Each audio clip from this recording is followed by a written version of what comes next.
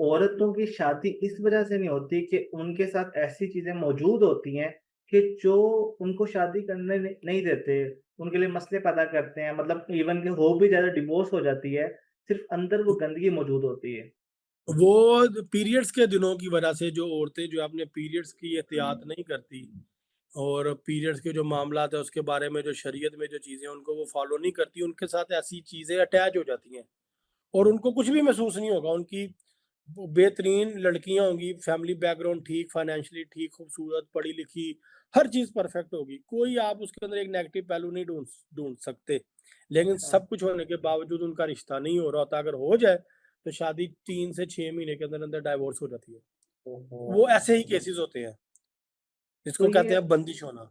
तो वो अपने बारे में पहले इलाज क्यों नहीं कराती हैं? कोई ना कोई बंदा ढूँढ के, कोई रहनुमा ढूँढ के, कोई अल्लाह का वली ढूँढ के? बस यहाँ पे देखें ना, यहाँ पे वो कॉन्सेप्ट नहीं है या लोगों को शऊर नहीं है या लोग इस तरफ आते नहीं हैं या जो आज है या जिन लड़के-लड़कियों के साथ मसाइल है उनके माँ-बाप इन चीज़ों पे यकीन नहीं रखते या कुछ लड़कियाँ जो है वो खुद इन चीज़ों पे यकीन नहीं रखती।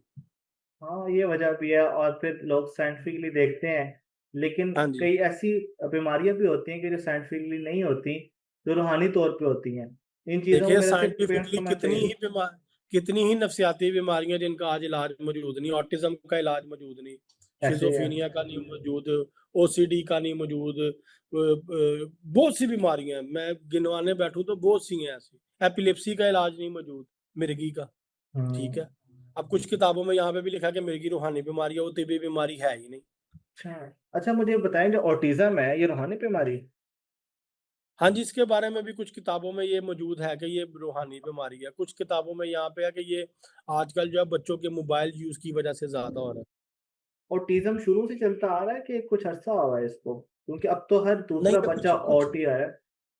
कुछ अरसा हुआ है, ये ज़्यादा पुरानी बीमारी नहीं है, कुछ अरसा हुआ है इस बीमारी को आए हुए। हाँ, हाइपर उसमें एक्टिव, नॉर्मल और पता हाँ नहीं जी। कितने स्टेजें हैं। और फिर डिले स्पीच स्पीच का बहुत मसला आ रहा है। ये महज़ हाँ सारी जी। रूहानियत ये की वज़ह सर से सर क्योंकि लोग इसकी वज़ह पाक नहीं से रहते। इसकी वज़ह से है। अच्छा, आजकल हाँ, मेरी कल ही एक बच्चे से मुलाकात हुई है, 3 साल का बच्चा है, वो बोल नहीं सकता। अब वो ओहो! 3 साल का बच्चा माँ-बाप ने उसको आईपैड लेके दिया हुआ है। ब्रेन तो सारा वहाँ अब लग उसके गया। जिस्म देखे ना, उसका ब्रेन स्टक है एक जगह पे, उसके ब्रेन से जो एनर्जीज़ निकल रही हैं, हाँ, उनको बाहर निकलने का कोई रास्ता नहीं मिल रहा, कोई एक्टिविटी नहीं है। ऐसे ही है। ब्रेन और उसके मोबाइल के दरमियान ही कनेक्शन है, उधर ही एनर्जीज़ बस ट्रांसफ़र हो रही हैं बस। अब वो एनर्जीज़ कहाँ जाए दिमाग से निकल के? तो फिर जब वो दिमाग के अंदर ही रहेंगी, जिस्म के अंदर ही रहेंगी तो उसने कुछ ना कुछ तो चीज़ को अनबैलेंस करना ही करना है। तो अनबैलेंस की वज़ह से फिर ये सारी बीमारियाँ हो रही हैं। कि मीठा खिलाया जाता है जी, किसी पे कोई अमल करना हो। मेरा एक दोस्त था, बहुत कमज़ोर था। मैंने उससे कहा, "आपको वजह क्या बनी?" कह रहा, "छोटा था, मैं बहुत सेहतमंद था। चाची ने मीठा खिलाया, उसके बाद से जो है ये मसाइल पैदा हो गए, तब से मेरी सेहत वापस नहीं आ सकी।" तो ये मीठा एक जो कोई बिरयानी में कोई चीज़ क्यों नहीं आती है, मीठे में क्यों आती है? मीठा देखें, मीठा जिन्नात की असल में पसंदीदा तरीन चीज़ है ना, तो जादू है वो जिन्नात की वज़ह से होता है। अच्छा, जादू हवा में नहीं हो रहा होता, वो उसके पीछे कुछ जिन्नाती या शैतानी मखलूक मौजूद होती है, उसकी वजह से आप जादू करते हैं और वो उनके लिए काबिल तस्खीर होता है और उनके लिए वो एन्जॉय करते हैं उसको इस वजह से।